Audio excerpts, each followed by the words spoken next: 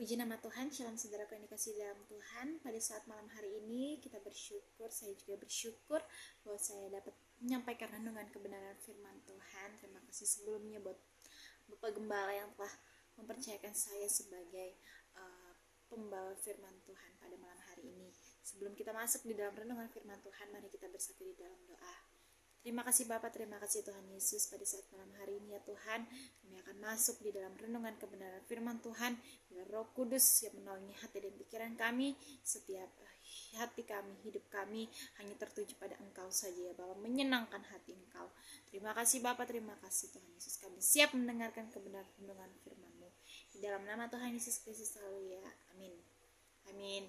Nah, puji nama Tuhan, shalom saudaraku. Saya berharap kita semua sehat ya pada malam hari ini. Nah, renungan firman Tuhan yang akan saya bawakan pada malam hari ini, saya mengambil tema yaitu berhentilah menyalahkan Tuhan. Kita buka di dalam Ayub pasal 10 ayat yang ke-8, demikianlah firman Tuhan. Saya bacakan. Tanganmu lah yang membentuk dan membuat aku, tetapi kemudian engkau berpaling dan membinasakan aku. Nah, puji nama Tuhan, saudaraku yang dikasihi di dalam Tuhan. Penderitaan dan kesengsaraan yang terjadi di dunia ini itu tidak memandang bulu. Dapat terjadi terhadap siapa saja. Entah itu orang kaya, orang sakit, orang lemah, orang sehat, atau orang yang sukses, anak kecil, orang dewasa. Itu semua tidak memandang bulu. Penderitaan tidak memandang bulu. Entah itu juga dari ekonomi, sakit penyakit, atau hal-hal lain yang berhubungan dengan masalah keluarga. Nah, puji nama Tuhan, kita yakin dan percaya ketika kita di dalam penderitaan, hidup kita semakin mendekat kepada Tuhan. Penderitaan seringkali terjadi karena kesalahan atau dosa yang kita lakukan sendiri. Kita mulai berbuat sehendaknya, kita berbuat seenaknya, kita tidak mengandalkan Tuhan di dalam situasi itu. Penderitaan pada umumnya itu sudah mencapai puncaknya, seringkali kita tidak tahan. Kita tidak tahan terhadap penderitaan. Lalu mulailah kita berkeluh kesah. Keluhan demi keluhan akhirnya keluar dari dalam mulut kita.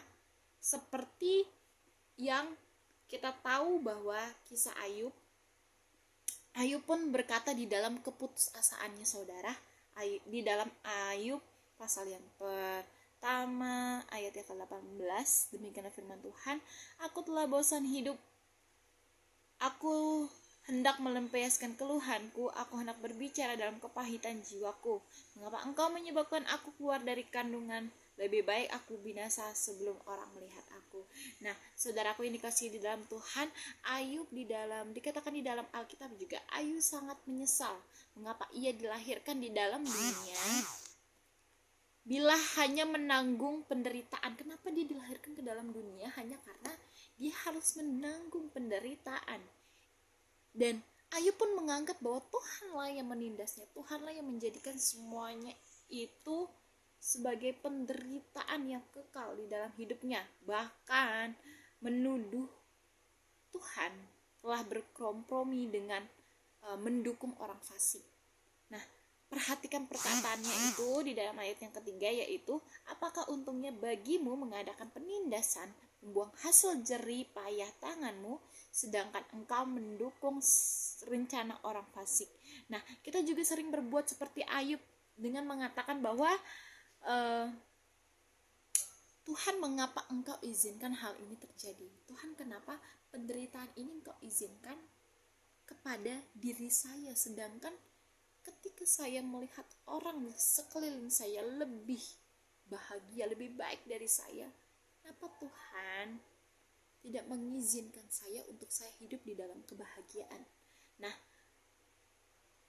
mengapa orang fasik seringkali Tuhan berkati? Mengapa Tuhan? Mengapa? Nah, banyak contoh juga di dalam ayat Alkitab yang mengisahkan kesuksesan atau kesengsaraan. Tidak hanya Ayub, saudaraku yang dikasihi di dalam Tuhan, Tetapi Yusuf juga sebelum ia menjadi penguasa di Mesir dan penolong bagi keluarganya, ia harus mengalami penderitaan yang berat.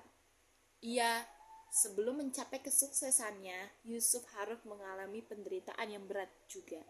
Nah, saudaraku yang dikasih di dalam Tuhan, seberat apapun permasalahanmu, jangan mulai menyalahkan Tuhan, tetapi jadikan itu sebagai power untuk saudara bisa mengatasinya secara dewasa. Saudara dibentuk menjadi pribadi yang rendah hati.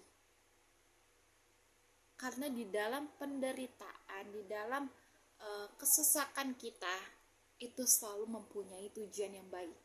Pain is always have a good purpose. Jadi, jangan menyalahkan Tuhan atas keadaan saudara. Jangan menyalahkan Tuhan, tetapi tetap selalu mengucap syukurlah di dalam segala hal. Dan sembah Dia, puji Dia, katakan Tuhan Yesus baik. Jangan menyalahkan Tuhan. Nah, saudaraku yang dikasih dalam Tuhan, saya kita berharap semuanya bahwa hidup kita selalu melekat di dalam kuasa-Nya. Amin. Puji nama Tuhan, Tuhan Yesus memberkati. Selamat malam.